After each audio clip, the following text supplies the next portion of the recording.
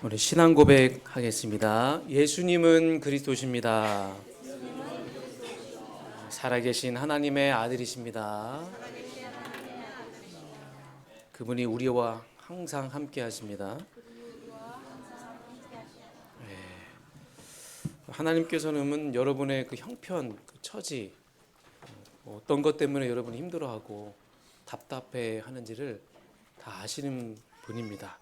그래서 여러분 어떤 기도 제목을 가지고 이 자리에 오셨는지도 다 아시는 분이기 때문에 오늘 여러분 예배를 통해서, 말씀을 통해서 하나님 주시는 그 위로와 세임을 또 받으시고 여러분의 질병도 고쳐지고 낫게 되는 역사가 일어나길 주님으로 축복합니다. 우리가 지금 팔복 말씀을 받고 있습니다. 우리가 심령이 가난한 상태는 어떤 상태라고 했죠?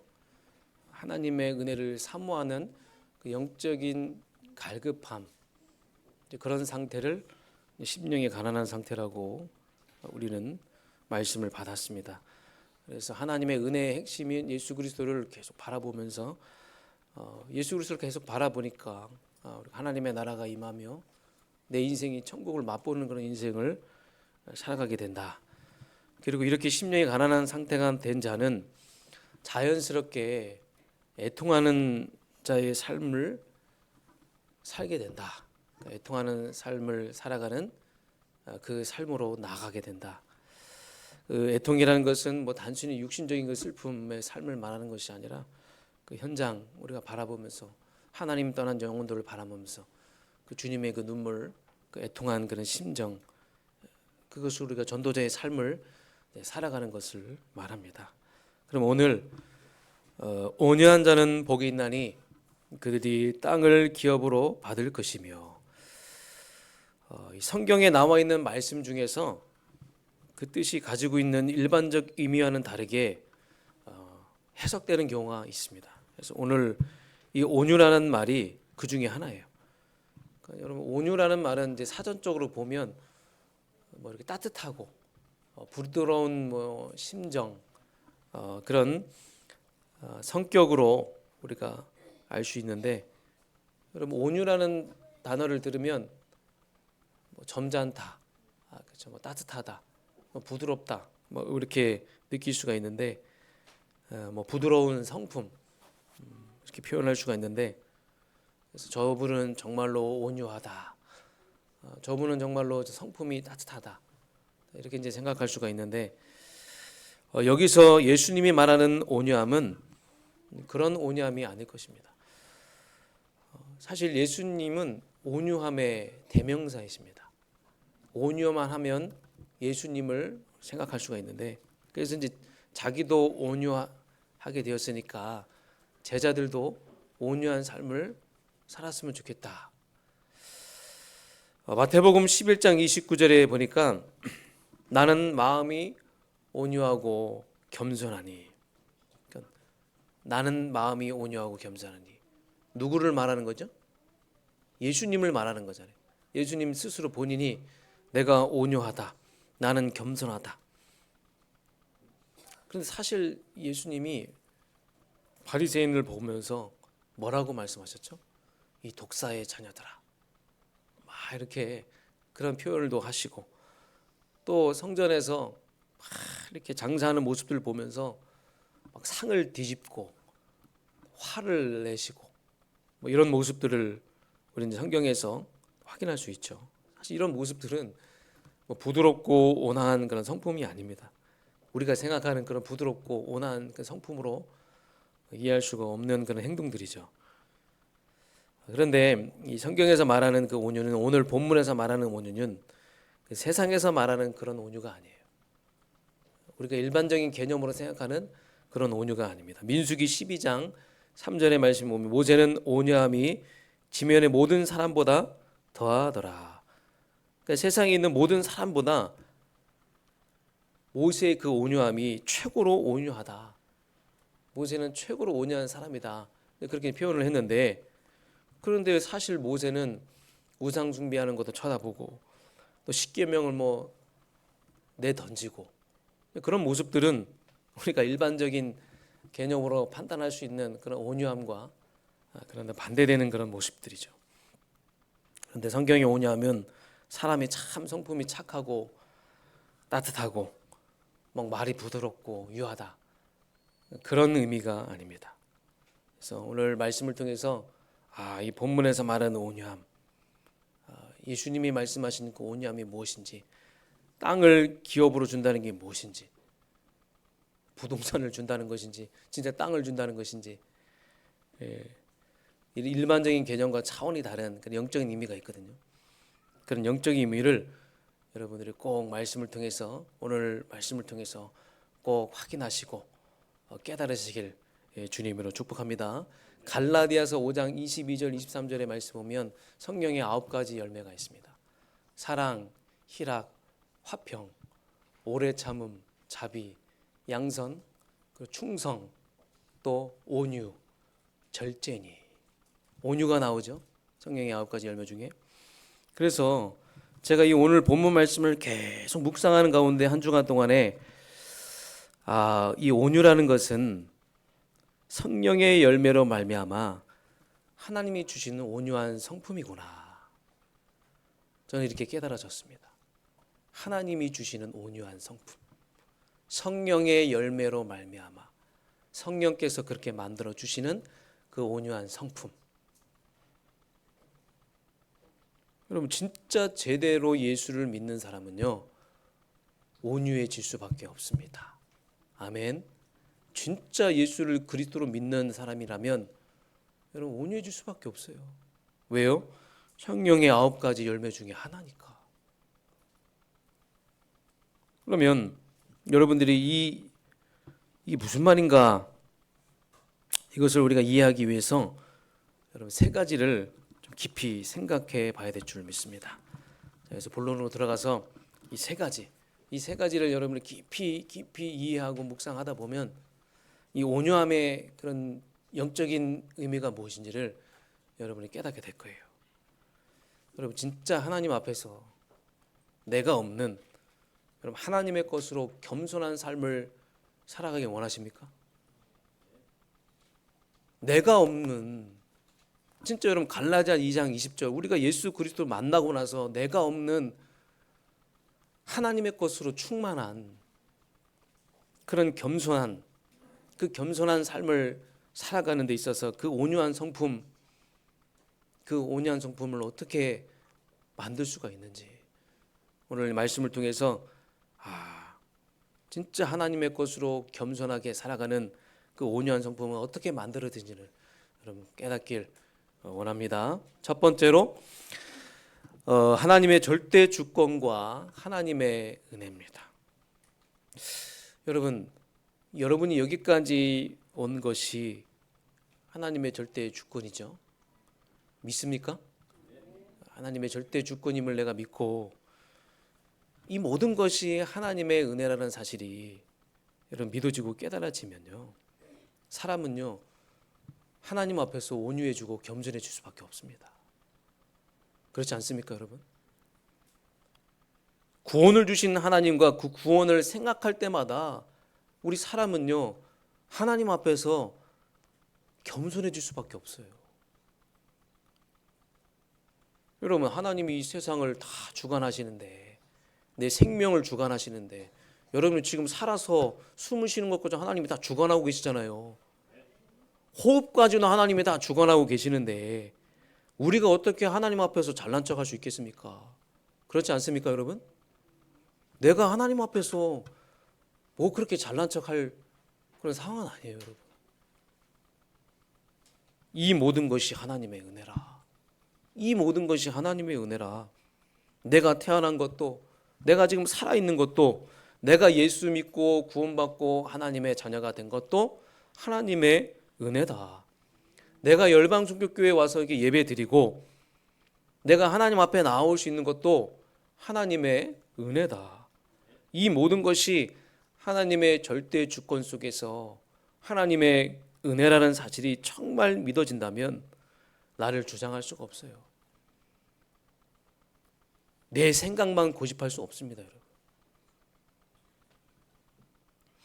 저를 비유로 말씀드리는 것은 말씀을 여러분에게 바르게 전달하기 위해서 죄송하면 저를 좀 비유로 드리겠습니다. 사실 저는 굉장히 고집이 센 사람이에요. 굉장히 고집이 센 사람. 제 성격에 대해서 궁금한 분들은 그냥 거기까지만 알고 계시고, 사모한테 얘기하지 마세요. 목사님 성격이 어떤지 물어보지 마시고, 그냥 고집이 센 사람이었어요. 굉장히 고집이 센 사람이고, 저는요, 누가 나를 무시하면요 견디지 못하는 사람이에요. 모르죠. 제 배경이 그랬어요. 저는 누가 나를 무시하면요 그냥 모르겠어요. 그 자존심이 너무 상하고, 목회자 자녀로 살아왔던 것 때문에 그런지 모르겠지만, 그런 배경 속에 저를 무시하면요 막 욱하고 나도 모르게 막 이렇게 성격이 막 이렇게 올라오는데, 지난 과거를 돌아보면서 이 모든 것이 하나님의 은혜구나, 하나님의 절대 주권을 생각하니까 그래, 이 모든 것이 하나님의 은혜라고 생각하니까 뭐 내 주장, 뭐 내 생각, 또 뭐 내가 갈등하는 것들, 뭐 후회하는 것들, 이런 것들이 어느 순간부터 하나하나씩 이제 사라지더라고요. 그래서 요즘은 다시 태어나도 나는 전도자로 살아야 되겠구나. 나에게 하나님의 생명을 다 주신다면, 두 번 주신다면 나는 전도자로 살아야 되겠구나. 여러분, 그런 생각 해보십시오. 내가 조금만 더 빨리 하나님을 믿었다면 내가 이런 고생을 안 했을 텐데, 내가 한 10년만 20년만 내가 하나님을 좀 믿었다라면, 예수를 믿었다라면 내가 이렇게 고생하지 않았을 텐데. 아니에요. 여러분, 내가 그때 그렇게 살지 않았더라면 여러분 오늘날 하나님을 만날 수가 없었던 거예요.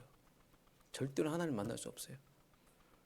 여러분의 그 과거에 그 10년, 20년, 30년이 있었기 때문에 여러분 하나님을 만날 수 있었던 것이고, 예수 그리스도라는 그 정확한 복음을 깨닫게 된 것이고, 그 오직의 사명을 여러분 깨닫게 된 것입니다. 이 모든 것은 하나님의 은혜예요. 그 찬양이 있잖아요. 나의 믿음, 나의 능력, 나의 방법인 줄 알았네. 여러분, 여러분의 믿음이었던 것 같습니까? 여러분의 능력이었던 것 같습니까? 여러분의 지혜였던 것 같아요? 여러분의 방법인 줄 알았습니까? 내가 한 줄 알았어요? 나의 지혜, 나의 깨달음, 내 지혜로 내가 이렇게 깨달아서 내가 이렇게 된 거야, 그런 줄 알았습니까, 여러분? 나의 인내인 줄 알았어요? 내가 성격이 너무 좋아서 인내했다, 나의 인내인 줄 알았습니까? 아닙니다. 이 모든 것은 하나님의 은혜예요. 숨 쉬는 것조차도 다 하나님의 은혜고, 여기까지 온 여정도 하나님의 은혜고, 앞으로 가야 될 그 길과 그 여정도 하나님의 은혜인 겁니다. 그런데 우리는 내가 지금 기분 나쁘고, 그냥 내가 지금 기분 나쁘다는 거야. 내가 조금 자존심 상하고 나를 무시했다는 거예요. 나를 무시했다. 그냥 내가 마음에 안 드는 거예요. 여러분, 마음에 안 드십니까? 뭐가 그렇게 마음에 안 드시는 게 많습니까? 그건 내가 내 마음에 안 드는 거예요. 내가. 아직도 우리는 창세기 3장이 살아있는 것 같아요. 저 자신뿐만 아니라. 저는 제 자신을 바라볼 때마다 아직도 창세기 3장이 살아있구나. 뭐가 그렇게 창세기 3장이 살아가지고 순간순간, 여러분, 내가 하나님의 은혜로 여기까지 왔다는 것을 생각해 보면요, 사람은요 점점 내 주장이 사라질 수밖에 없어요. 점점 내 생각이 다 내려놔질 수밖에 없는 거예요. 내가 꼭 이걸 해야 된다, 이런 게 사라지는 거예요, 여러분요.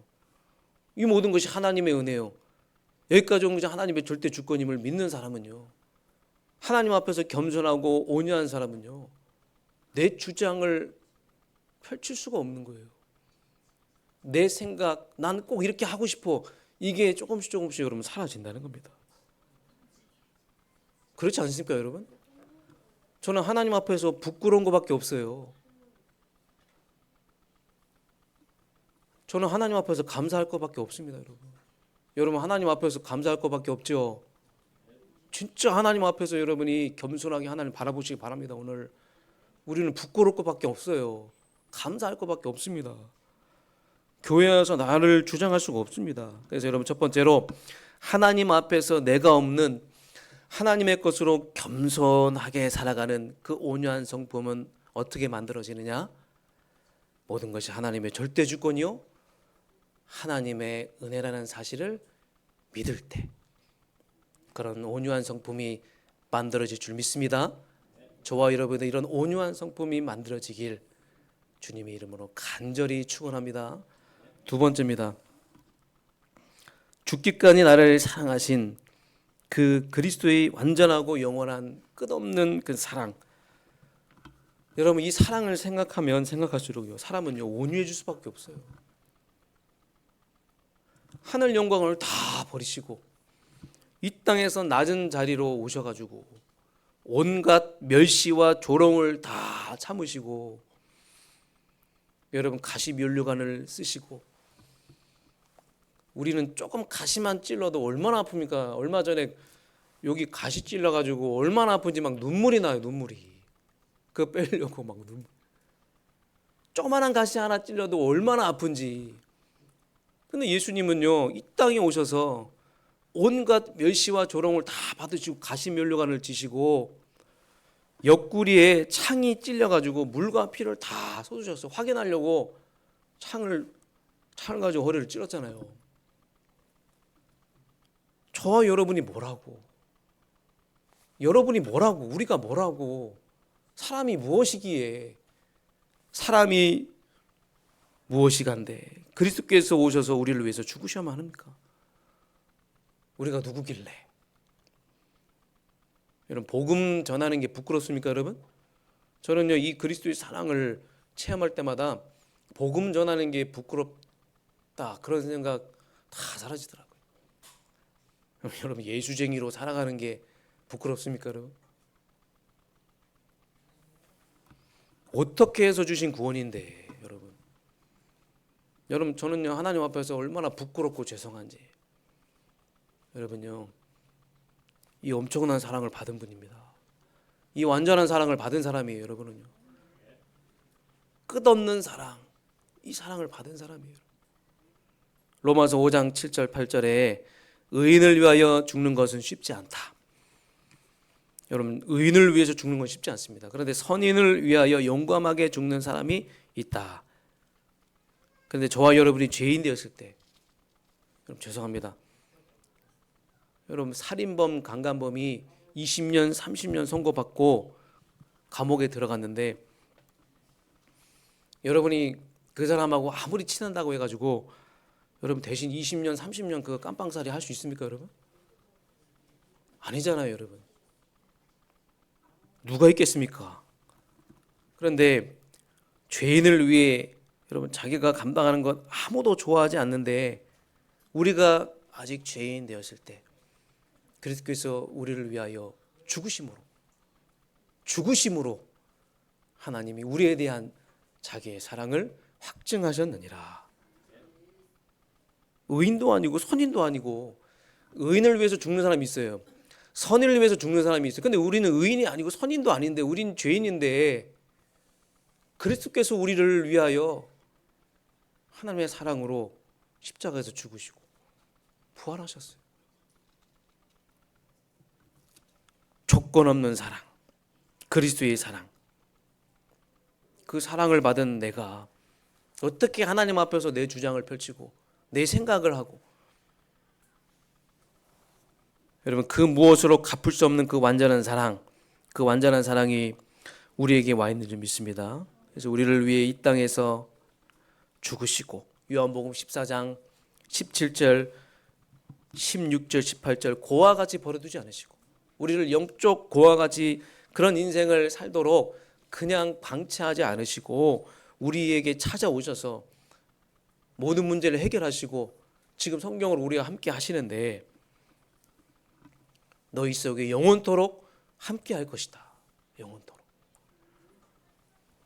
그리고 모든 것을 생각나게 할 것이다. 그러면 세상이 알 수 없는 느낄 수 없는 그 평안함을 너에게 줄 것이다. 또 요한복음 14장 1절에 보니까 하나님을 믿으니 또 나를 믿으라. 내가 아버지 집에 가서 먼저 가서 초소를 예비하고 다시 올 것이다. 여기서 말하는 초소라는 말은 장소적인 개념이 아니잖아요. 천국 배경과 하나님 나라를 말하는 거잖아요. 보호자의 축복이 너와 함께 할 것이다. 하나님의 나라의 배경, 너의 배경이다. 두려워하지 말라. 염려하지 말라. 근심하지 말라. 성령님 우리와 함께 하신다. 여러분 요한복음 14장은 완벽한 말씀이에요. 집에 가서 요한복음 14장 다시 한번 묵상해 보시기 바랍니다. 이 완벽한 말씀을 14장에 우리에게 주셨는데 마태복음 13장 1절에 자기의 때가 가까이 온 줄 아시고 세상에 있는 자기의 사랑을 사랑하시되 끝까지 사랑하시느니라. 끝까지 우리를 사랑하신다는 거예요. 저는 이런 생각을 해봤어요. 우리 생실과 불신앙으로 버림받을 것 같으면 우리는 수만 번 버려야 될 사람 아닙니까? 여러분 우리가 하나님 앞에서 비답해서 깨끗하다 할 수 있습니까 여러분? 털어서 먼지 안 나오는 사람 있습니까? 조건 없는 완전하고 영원한 사랑, 이 사랑을 우리는 받았어요. 무슨 내가 나를 주장하고 나를 안 알아준다고 나를 무시한다고, 여러분 이거는요 이 하나님의 사랑을 놓친 결과예요. 끝없는 사랑, 그 그리스도의 사랑, 그 그리스도의 사랑이 여러분을 이 자리까지 강권하셔서 이끌어 오신 줄 믿습니다. 하나님의 사랑. 여러분 이 하나님의 끝없는 하나님의 사랑을 받은 사람은요 하나님 앞에서 지극히 겸손해질 수밖에 없는 온유한 성품이 될 수밖에 없다는 겁니다.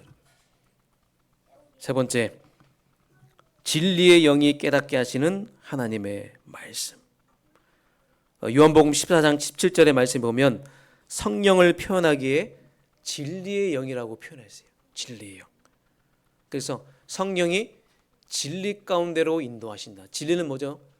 예수는 곧 진리요, 그리스도는 곧 진리요, 길이요, 생명이니. 진리는 그리스도요, 진리는 말씀입니다. 이 비밀을 깨닫게 하시는 분이 성령이신데, 그러면 무엇을 통해서 이 진리를 깨닫게 하시느냐? 말씀을 통해서 깨닫게 한다는 거예요. 그럼 오늘 이 본문의 그 온유는 헬라어로 프라우스라는 말입니다. 프라우스. 이건 뭐냐면 야생 상태였던 그 말이 주인을 만나가지고 주인의 손에 이제 길들여진 상태를 말하는 거예요. 여러분 그 야생 말은 이게 통제가 안 되잖아요. 막 날뛰잖아요. 근데 그 야생 말이 주인을 만났어요. 주인을 만나가지고 주인에 인해서 이제 길들여지는 거죠. 계속. 그런 상태를 말하는 거예요. 주인에게 길들여져 주인의 통제를 받을 줄 아는 상태가 된 것.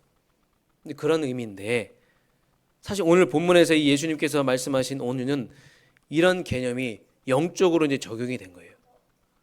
여러분 우리 인생의 주인이 누구시죠? 예수님. 하나님이 우리 인생의 주인이시잖아요.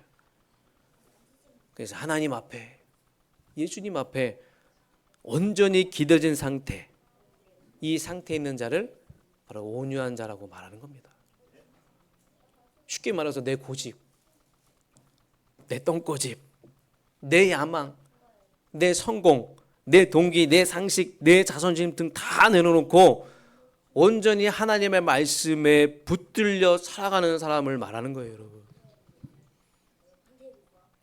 말씀에 사로잡힌 자, 그 사람이 바로 온유한 성품을 가진 온유한 자인 줄 믿습니다. 말씀에 사로잡히면요 온유하게 살아갈 수밖에 없는 겁니다, 여러분. 그래서 여러분 말씀을 따라가는 자가 아니라 말씀에 사로잡힌 자. 사실 우리가 처음에는요 말씀을 붙잡으려고 하죠. 근데 말씀을 붙잡는 것과 말씀에 붙잡힌 것과는 다릅니다. 우리가 처음에는요 은혜 받고 하나님 앞에 나와서 우리 체질이 그런 체질이 아니기 때문에 말씀을 들어야 되잖아요. 우리 체질이 하나님 앞에서 말씀을 들어야 되는 체질로 우리가 만들기 위해서 우리가 예배의 자리로 왔잖아요. 여러분 오늘 잘 오신 거예요. 오늘이 바로 그런 자리예요. 지금 이 순간이 여러분 온유한 성품으로 만들어지고 있는 그런 순간입니다, 여러분. 그래서 여러분이 내가 하나님 앞에 나와서 복음 듣고 그러면서 계속 말씀을 붙잡고 여러분 일주일 동안 기도하잖아요. 그 말씀 붙잡고. 그러면 어느 날 내가 말씀 듣고 말씀 붙잡고 계속 기도하다 보면 그 인생이 어느 날 말씀을 붙잡는 그 수준을 넘어서 말씀에 사로잡히는 상태가 되는 거예요. 말씀에 붙잡힌 인생으로 가게 된다는 겁니다. 그래서 사도행전 18장 5절에 바울이 하나님의 말씀에 붙잡혀서 예수는 그리스도라 증언하니. 그럼 붙잡혔다는 게 무슨 말입니까? 구체적으로 말씀드리면 여러분 데살로니가전서 2장 14절의 말씀에 보니까 예배 때 우리가 하나님 말씀을 받을 때 어떤 말씀을 받습니까? 하나님의 말씀으로 받잖아요. 하나님의 말씀으로. 그럼 여러분 온유한 자는요 예배 때 나와서 하나님 앞에 자신을 딱 세우고 하나님의 그 말씀을 하나님의 말씀으로 받습니다. 너희가 하나님의 말씀을 받을 때 사람의 말로 받지 않고 하나님의 말씀으로 받음이니 진실로 그러하도다. 그 말씀이 또한 믿는 자 속에 역사하느니라. 그러니까 하나님의 말씀을 하나님의 음성으로 듣고 하나님의 온전하신 말씀으로 받는 사람이 온유한 성품으로 가게 된다는 거예요. 그래서 여러분은 오늘 진짜 두렵고 떨리는 마음으로 말씀을 받으시기 바랍니다. 하나님 오늘도 나에게 말씀하옵소서. 하나님 오늘도 나에게 하나님의 음성을 들려주세요. 내가 듣겠나이다.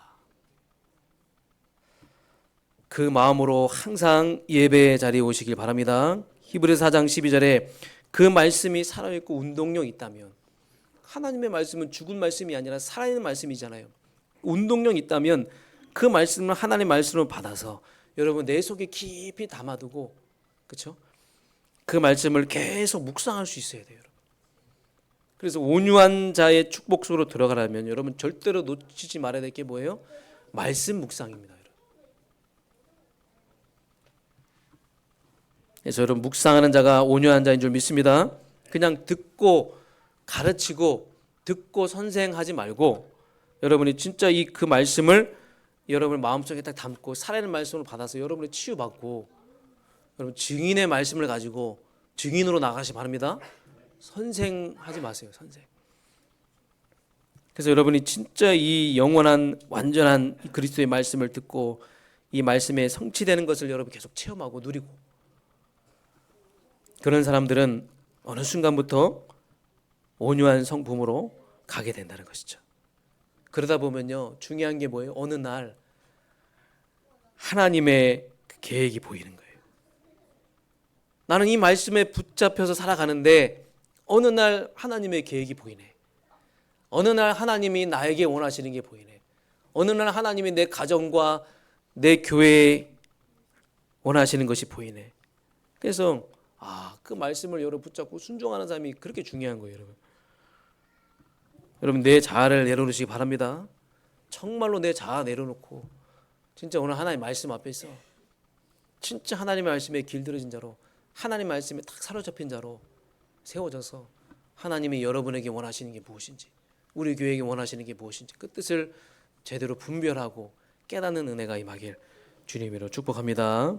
그래서 그러니까 이게 하나님의 뜻인데, 그러니까 여러분 말씀을 붙잡고 말씀을 계속 묵상하는 가운데 깨달아지잖아요. 여러분 성령의 감동으로 깨달아지는 게 뭐예요?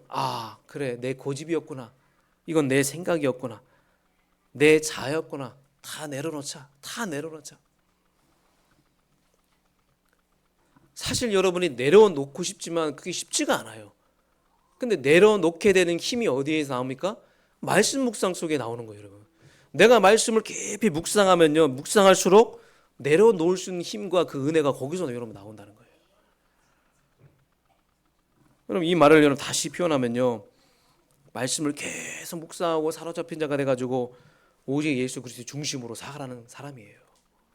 오직 예수 그리스도 중심으로 살아가는 사람. 사도행전 1장 1절 3절 8절로 완전 각인 뿌리 체질화된 삶을 살아가는 사람, 온유한 성품을 가진 사람이에요. 모든 문제를 예수 그리스도의 복음으로 해석할 수 있는 사람, 온유한 성품을 가진 사람. 그러면서 여러분 말씀으로 여러분 24 하시기 바랍니다. 말씀 24는 뭐예요? 그 전까지는 여러분 내 생각으로 모든 걸 판단했다면, 내 고집으로 그것을 판단했다면, 말씀 24는 말씀으로 사람을 보고 말씀으로 생각하고 말씀으로 모든 것을 판단하는 거예요.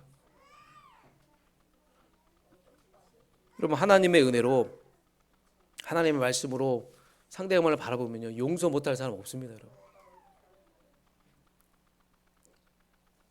그래서 여러분 옆에 있는 분들을 보면서 나보다 낫구나, 낫다가 아니라 낫구나, 시옷, 나보다 낫다가 아니라 낫구나.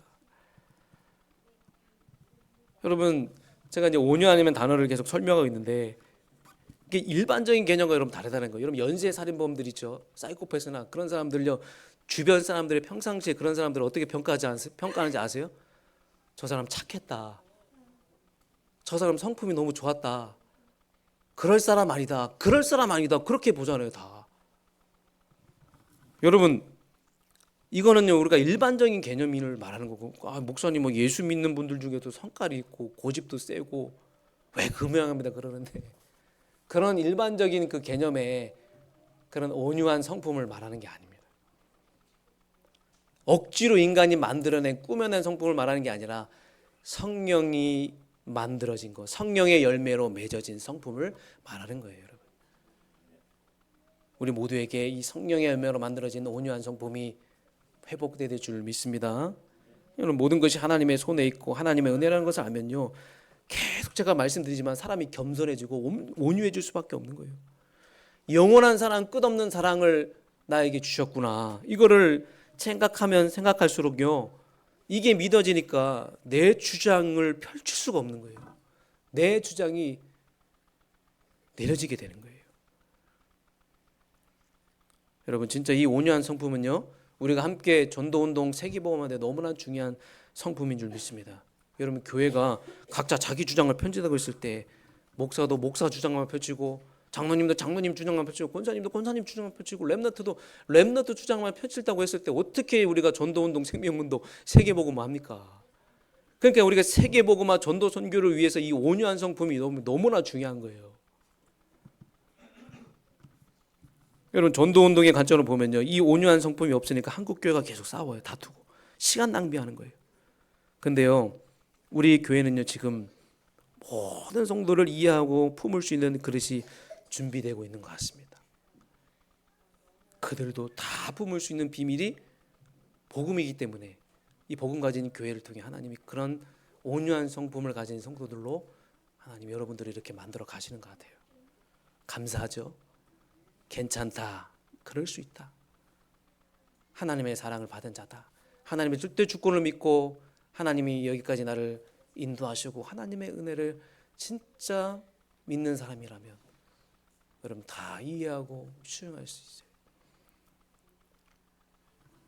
우리는요 전도운동을 해야 됩니다. 우리는 세계복음화 해야 됩니다. 그래서 우리는 그리스도 안에서 성령 안에서 만들어진 그 온유한 성품을 회복해야 될 줄 믿습니다. 그래서 이 말씀 붙잡고 하나님의 말씀에 기들은 자가 되어서 다른 사람을, 옆에 있는 성도를 나보다 더 낫다라고 생각하시고 서로 존중하고 서로 아끼고 서로 사랑해주고 서로 이해해주는 그런 저와 여러분 되시길 주님으로 축복합니다. 옆에 있는 분들 한번 보세요. 옆에 있는 분이 없으면 세계복음 못합니다. 옆에 있는 분이 여러분 없으면 전도 선교 못합니다. 귀하고 귀한 줄 믿습니다. 결론입니다. 땅을 기업으로 얻을 것이니라. 여러분 땅을 기업으로 얻게 된다는 말은요, 드디어 현장을 살리게 된다 그 말이에요.